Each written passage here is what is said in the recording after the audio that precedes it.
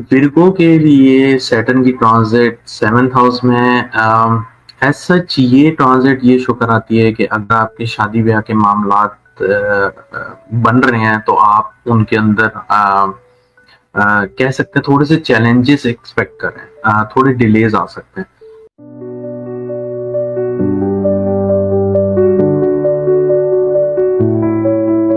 अस्सलाम वालेकुम व्यूअर, कैसे हैं आप लोग? उम्मीद है आप सब खैरियत से होंगे। आज का जो टॉपिक है वो है सैटर्न ट्रांजिट का। तो सैटर्न ट्रांजिट से पहले मैं आप लोगों का शुक्रिया अदा करना चाहता हूँ क्योंकि आपने मेरी जो प्रीवियस वीडियो थी सोलर इक्लिप्स उस पे बहुत मुझे सराहा है एंड आई होप कि मैं इसी चीज को कंटिन्यू करूंगा और आने वाले दिनों में जो भी मेजर ट्रांजिट्स होंगी या मेजर इवेंट्स होने वाले होंगे उनके ऊपर वीडियो आपको एटलीस्ट वीकली बेसिस पे दिया करूंगा। तो इसलिए प्लीज अगर आप इस चैनल पे नए हैं तो सब्सक्राइब करें और वीडियो को अपने फ्रेंड्स एंड फैमिली के साथ शेयर करें। तो आते हैं टॉपिक पे। जैसे मैंने कहा है कि आज हमारा टॉपिक जो है सैटर्न ट्रांजिट का है, तो मैं थोड़ा सा सैटर्न के बारे में आपको बताना चाहूंगा।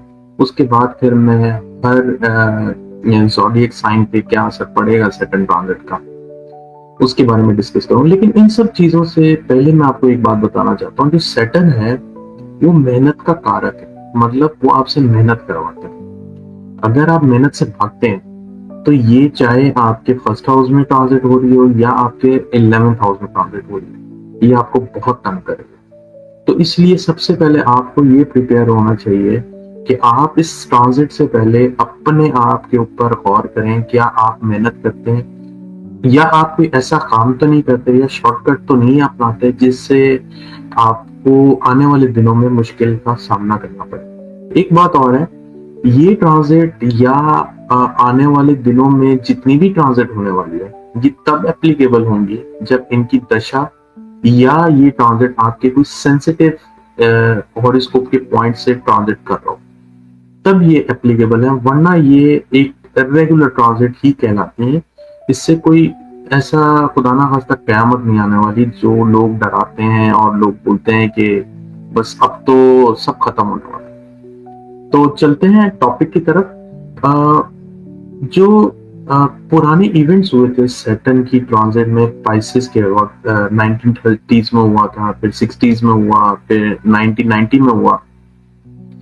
तो उनसे एक चीज तो बहुत ही वाज़ेह है कि इन टाइम में जब भी सैटर्न ट्रांजिट हुआ और इक्लिप्स लगे तो दुनिया में बहुत ज्यादा खून खराबा हुआ, फाइनेंशियल क्राइसिस आए और एक नई दौर का आगाज हुआ। तो मुझे ऐसा लगता है कि हम इस चीज को डिनाई नहीं कर सकते, आने वाले दिनों में ये चीजें आपके सामने होंगी। मैं नॉर्मली नेगेटिव बातें नहीं करता, मैं कोशिश करता हूँ कि सबको मोटिवेट करूँ एंड दैट्स माय ड्यूटी। इसके बाद हम ट्रांजिट के ऊपर आएंगे। थोड़ी सी बात मैं सैटर्न की पाइसेस में आने की ऊपर करूंगा कि सैटर्न पाइसेस में जब ट्रांजिट करेगा तो मेजर इफेक्ट इस दफा ये होने वाला है कि Pisces as a watery sign, तो पानी से रिलेटेड आपको दुनिया में इश्यूज दिखने वाले हैं। पानी में जंगे भी हो सकती हैं, पानी के अंदर वायरस आ सकते हैं, पानी की कहीं कहीं पे बहुत बंदिश हो सकती है, बारिशें नहीं होंगी और कहीं कहीं पे पानी की वजह से वॉर्स भी स्टार्ट हो सकते हैं। तो इस दफा जो मेन इश्यू होने वाला है ना वो पानी से रिलेटेड होने वाला है, तो ये चीज आप ध्यान में रखिएगा। इसके अलावा दो चार पॉइंट और मैं बताना चाहता हूँ। सैटर्न जब पाइसेस में लास्ट टाइम आया था 1990s में, तो मुझे याद पड़ता है कि उस वक्त जो एक टनल का इशू चल रहा था फ्रांस और आई थिंक यूके का, ऐसे ही कुछ था, I am not sure exactly. तो वो टनल ओपन हुआ था जिसकी वजह से यूं समझे कि ये एक अच्छा इवेंट हुआ था यूरोप के कंट्रीज में।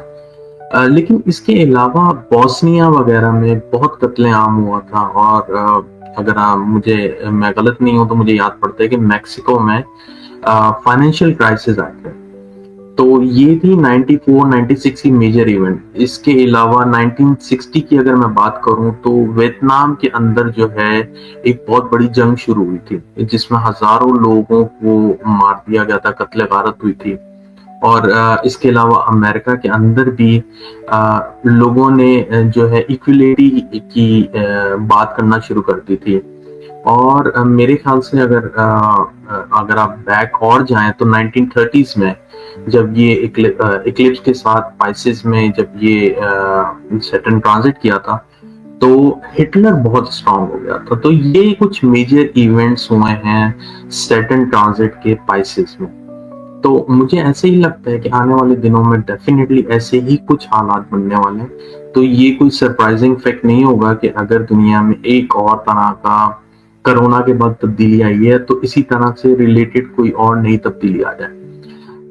मेरे ख्याल से सैटर्न के ऊपर काफी बात हो गई है और आप लोग डेफिनेटली अपने हॉरोस्कोप के हिसाब से जानना चाह रहे होंगे कि हर ज़ोडिएक साइन पे क्या असर पड़ेंगे। तो चलें, इस विर्गो के लिए सैटर्न की ट्रांजिट 7th हाउस में एज सच ये ट्रांजिट ये शो कराती है कि अगर आपके शादी ब्याह के मामलात बन रहे हैं तो आप उनके अंदर कह सकते हैं थोड़े से चैलेंजेस एक्सपेक्ट करें, थोड़े डिलेज आ सकते हैं। और ये डिलेज आपकी ही गलती से आएंगे, इसलिए कोशिश करें कि अगर आप शादी का या कुछ फैमिली बनाने का सोच रहे हैं तो अगले बंदे से क्लियरली अपनी कम्युनिकेशन रखें, क्योंकि आपकी कम्युनिकेशन बहुत मैटर करती है। फिर 7th से इसकी जो तीसरी नजर है वो आपके 9th हाउस पे। 9th हाउस जैसे मैंने आपको बताया लॉन्ग ट्रैवल का होता है, रिलीजियस का होता है, इसके अलावा हायर एजुकेशन का भी होता है। तो 9th हाउस के एस्पेक्ट 7 9th का अच्छा कहलाता है, इसमें कोई प्रॉब्लम नहीं है। और आपका जो 7 एस्पेक्ट है अगेन आपके फर्स्ट हाउस पे पड़ रहा है, जिसकी वजह से आपके अंदर एक संजीदगी सी आएगी। आप एक प्रैक्टिकल लाइफ में अगर कदम रखना चाह रहे हैं तो ये बहुत अच्छा टाइम है आपके लिए। और जो इसका 10th एस्पेक्ट है वो आपके जाके 3rd हाउस पे पड़ता है। तो मेरे ख्याल से ओवरऑल ये जो कॉम्बिनेशन है इट्स नॉट बैड, बस ये मेहनत चाहते हैं और आपसे संजीदगी चाहते हैं। कोशिश करें, अगर आप रिश्तों में हैं ऑलरेडी, अगर आप मैरिड हैं, तो आप अपनी कम्युनिकेशन और अपने स्पाउस या पार्टनर, इसके अंदर पार्टनरशिप भी होती है, उनको जो है बिल्कुल अच्छे लेवल पे एक दूसरे को समझ के आगे बढ़ें। अपनी मत चलाएं वरना आप फंस जाएंगे, क्योंकि सैटर्न जो है सबको मिलजुल के और मेहनत का दर्ज देता है। अगर आप ये करेंगे तो मेरे ख्याल से ये टाइम आपके लिए आसानी से निकल जाएगा। It's not a bad transit but it's a neutral transit, मैं ये कहूँ। आई होप ये मेरी वीडियो आपको पसंद आई होगी। कमेंट में जरूर बताइएगा और वीडियो को लाइक और शेयर करिएगा। इंशाल्लाह मैं मजीद ऐसी वीडियोस बनाता रहूंगा। और अगर आपको कोई पर्सनल कंसल्टेशन चाहिए हो तो मेरा नंबर डिस्क्रिप्शन में भी है और वीडियो में भी चल रहा है, आप मुझसे डायरेक्ट रब्ता कर सकते हैं। मिलते हैं इंशाल्लाह नेक्स्ट वीडियो में, तब तक अपना ख्याल रखिएगा। अल्लाह हाफिज।